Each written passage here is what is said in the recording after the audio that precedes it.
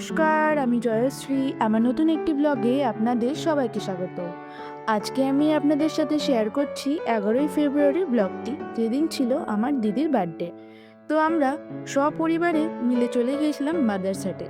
এই মাদারসাটে আপনাদের আগেও নিয়ে এসেছি, এবার নিয়ে আসছি একটা নতুন আউটলেটে, যেটা পুরনো আউটলেটের ঠিক পাশেই অবস্থিত। তো আমরা যেদিন গেছিলাম সেদিন এই আউটলেটটাই খোলা ছিল, তাই ভাবলাম এই আউটলেটের ভিডিওটাও আপনাদের সঙ্গে শেয়ার করি। এটা হচ্ছে খুবই নতুন একটা স্ট্রাকচার, যেটা এখনো অবধি কমপ্লিট হয়নি, এখনো কাজ চলছে, আপনারা দেখতেই পাচ্ছেন। চলুন আপনাদের এটা পুরো ঘুরে দেখায়। আর এই মাদ্রাসাটির পাশে এরকম অনেক দোকানপত্র আছে, যেখানে আপনারা জামা কাপড় থেকে গয়না গাটি, তারপরে বাসনপত্র কিনতে পারবেন। আপনাদের এইগুলো সবই ঘুরে ঘুরে দেখাবো, আপনারা ভিডিওটা প্রথম থেকে শেষ অবধি অবশ্যই দেখবেন। আশা করি আপনাদের এই ভিডিওটা ভালো লাগবে। এই দেখুন, এখনো এটার কনস্ট্রাকশনের কাজ চলছে, এটা এখনো অনেক বড় করা হচ্ছে। এই যে ওপরের দিকে জায়গাটা যেটা আছে, ওইখানে এখনো পরিমাণ কাজ চলছে, যেখানে আপনারা বার্থডে বুকিং বলুন, অ্যানিভার্সারি, এরকম যাবতীয় অনুষ্ঠানের জন্য বুকিং করতে পারেন। এখানে আমরাও নতুন এসেছিলাম এই আউটলেটটায়। আগের আউটলেটে আমরা অনেকবারই এসেছি এবং সাথে আপনাদেরকেও নিয়ে গেছি, তাই ভাবলাম এটাতে এখন যাচ্ছি, এটাও আপনাদের সাথে শেয়ার করি। আপনারা বলবেন আপনারা কে কে এখনো অবধি এই আউটলেটে গেছেন। কৃষ্ণনগরের মানুষরা অবশ্যই গেছেন, আমার মনে হয়। ওরা অনেকেই হয়েছে এখন অবধি যাননি, তারা যদি না যান এর মধ্যেই একবার গিয়ে ঘুরে আসুন।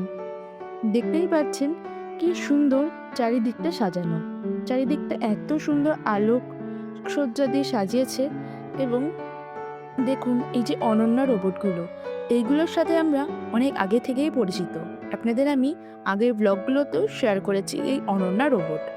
চারিদিকে দেখতে পাচ্ছেন কত মানুষের সমাগম, মনে হচ্ছিল যেন কোনো অকেশন চলছে। বেশ ভালো লাগছিল, এত লোকজন এসেছিল। আর দেখতেই পাচ্ছেন সিটিং ক্যাপাসিটি কিন্তু এর অনেকটাই। এখনো অবধি আমাদের ওয়েস্ট বেঙ্গলের সব থেকে বড় রেস্টুরেন্ট নাকি এখন এটাকেই বলা হয়, যেখানে 800টারও বেশি ফ্যামিলি বসে একদিনে খাবার খেতে পারবে। আর এই দেখুন এত সুন্দর এখানকার সিস্টেম, যে ওনাদেরকে ভারী খাবারগুলোকে টেনে টেনে বয়ে আনতে হবে না, এরকম অনন্যা রোবটের মাধ্যমে খাবারগুলো আমরা পেয়ে যাব, আর ওনারা আমাদের সার্ভ করে দেবেন। আর এখানে অনেক ভালো ভালো ছবিও উঠবে, এত সুন্দর সাজিয়েছে মাদ্রাসাটা। আর এইখানে দেখুন এই যে কাউন্টারটা, এখানে আইসক্রিম থেকে কেক, মিষ্টি, সব রকম জিনিস, মকটেল, এগুলো সব পেয়ে যাবেন আপনারা। আমরাও টেবিলে বসে গিয়েছি, যেহেতু আমাদের অনেক লোকজন ছিল, তাই জন্য আমরা এই টেবিলটাতেই বসলাম। দেখতেই পারলেন প্রায় সব সিটই বুকড হয়ে গেছে। আর এখানে এই দেখুন মা, কাকিমা, আরও কাকিমারা ছিল, ওদের সবাইকে নিয়ে আমরা এসেছি, বলতেই পারেন পুরো সপরিবার মিলে। আর ভাবলাম যখন আমরা সপরিবার মিলেই যাচ্ছি, আপনাদের কেন নিয়ে যাব না, আপনাদেরকেও একবার ঘুরিয়ে নিয়ে আসি এই মাদ্রাসার থেকে। এই মাদ্রাসাটের ভিডিওটা পোস্ট করবো করবো করে ভাবছিলাম, কিন্তু করাই হচ্ছিল না। মাঝেই আমি গৌরব তপাতার, মানে যে আমরা প্রেত কথা শুনি, উনি গিয়েছিলেন মাদ্রাসাতে, ওই ভিডিওটা দেখেছিলাম। ওর পরেই মনে হয় না আমি আমার ভিডিওটা আপলোড করব। দেখতেই পাচ্ছেন কথা বলতে বলতে এখানে আমাদের কেকও চলে এসেছে। আমি একটা নিয়েছিলাম রেড ভেলভেট কেক, এই কেকটা খেতে দারুণ ছিল। আর একটা নিয়েছিলাম চকলেট কেক টাইপসের, এটা খেতে অ্যাভারেজ ছিল, বাট রেড ভেলভেট কেকটা খেতে দারুণ ছিল। Happy birthday to you, happy birthday dear বাস, হ্যাপি বার্থডে টু ইউ। যে আস্তে আস্তে বলে যায় কেক খাবে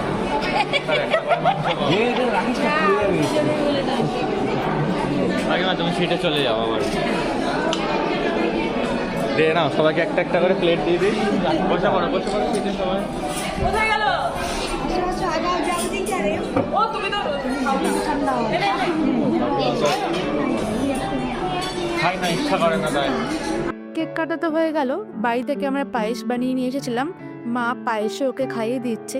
আমাদের বাঙালির রীতিতে তো পায়েসটা তো খুবই মাস্ট একটা জিনিস বার্থডেতে, কিন্তু এখন অনেকেই পায়েস পছন্দ করেন না, কিন্তু বাঙালিদের কেকের থেকেও বেশি পায়েসটাই সবার আগে বার্থডের জন্য চুজ করা হতো। আর এই দেখুন খাবারও চলে এসেছে। কেকটা আমরা পুরোপুরি খাইনি, কেকটা বাড়ি নিয়ে গিয়েছিলাম। খাবারগুলো এত খাবার ছিল যে আগে খাবারগুলো খেতে হবে এটাই মাথায় ছিল, সেই জন্য আমরা কেক এখনো খাইনি, জাস্ট একটু একটু খেয়েছিলাম। আমরা অর্ডার দিয়েছিলাম চিকেনের কষা টাইপসের একটা আইটেম, যার মধ্যে 4 পিস চিকেন ছিল, আর মাটনটাকে কিমা করে একটা আইটেম ছিল, ওটাও দারুণ খেতে ছিল। আর ছিল ভেজ ফ্রাইড রাইস আর বাটার নান। প্রথমে আমি এখানে নিয়ে নিয়েছি একটা বাটার নান, যার মধ্যে বাটার একেবারে ভরে ভরে দেওয়া, এর সাইজটা দেখতে পাচ্ছেন কত বড়। আর ছিল এখানে মাটন কিমা। আপনারা এই কম্বোটা একবার হলেও ট্রাই করতে পারেন। এখানকার মাটন কিমাটা একেবারে দারুণ খেতে, এবং এর প্রাইসটা আমি নিচে দিয়ে দেবো, একদম পকেট ফ্রেন্ডলি প্রাইস, আপনারা একবার হলেও ট্রাই করতে পারেন। আর ছিল ভেজ ফ্রাইড রাইস আর চিকেনের এই আইটেমটা, এটাও ভালো খেতে ছিল, বাট এটার থেকেও বেশি ভালো ছিল মাটন কিমাটা। আর রাইসটা দেখলেন কত ঝরঝরে।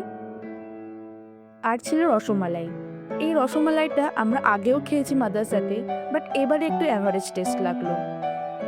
আর মাদ্রাসাতে দেখছেন কি সুন্দর সাজানো আর এত পরিষ্কার পরিচ্ছন্ন। এই মাদ্রাসাটির জন্য আমাদের কৃষ্ণনগর এবং কৃষ্ণনগর সংলগ্ন অনেক এলাকায়, অনেক বাড়িতে মহিলারা যারা আছেন তারা এখানে কাজের সুযোগ পেয়েছে।